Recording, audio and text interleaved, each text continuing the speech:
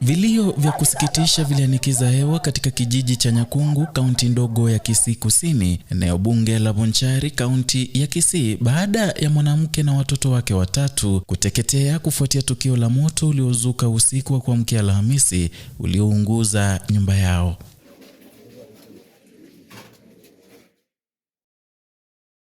Ili tukaweze kuwaokoa, lakini kwa sababu ya milango ilikuwa ngumu na moto ilikuwa kubwa na moshi ilikuwa kwa hiyo nyumba imejaa, majirani walijaribu sana ili kuingia na kumwaga hiyo nyumba maji, lakini ilishindikana. Tumestuka sana kama watu wa Bonchari, kusangaa kubwa kwamba watu wanachomekea kwa nyumba, hakuna gari ya serikali inakuja kusima moto. Hayo ni masangao kubwa sana, na hii mji watu walichomekea ndani ni watu maskini sana, walikuwa wanastahili waendelee.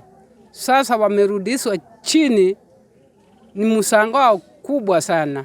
Wavulana hao wawili walifariki papo hapo, wakati mama na binti yake waliokolewa na kufariki kutokana na majeraha makubwa walipopelekwa na kupokea matibabu ya dharura katika hospitali ya Nyangena.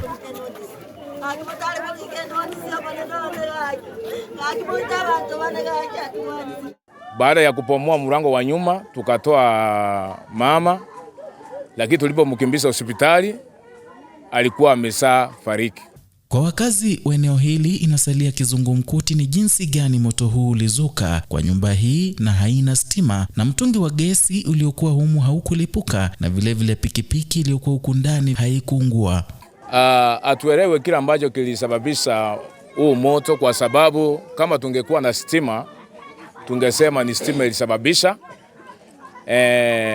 lakini hakukuwa na stima, na hata kwa hiyo nyumba kulikuwa na gas. Kwa hiyo nyumba kulikuwa na pikipiki, lakini hiyo vitu vyote havikuungua. Kama gasi ingeungua tungesema ni gas, lakini kwa hiyo nyumba vitu vyenye vilikuwa ndani kama gasi na pikipiki havikuungua. Aidha, polisi bado hajaweza kubaini chanzo cha moto na wameanzisha uchunguzi juu ya tukio hilo. Hiyo nyumba hatujajua nini, lakini ilikuwa na mattress nyingi na hii ceiling ambayo ni ya plastic. Hiyo ndiyo iliaccelerate hiyo moto sana kuchoma hiyo nyumba. Miili ya waliofariki ilipelekwa hospitali ya Kisii ya ufundishaji na rufaa kwa uchunguzi zaidi.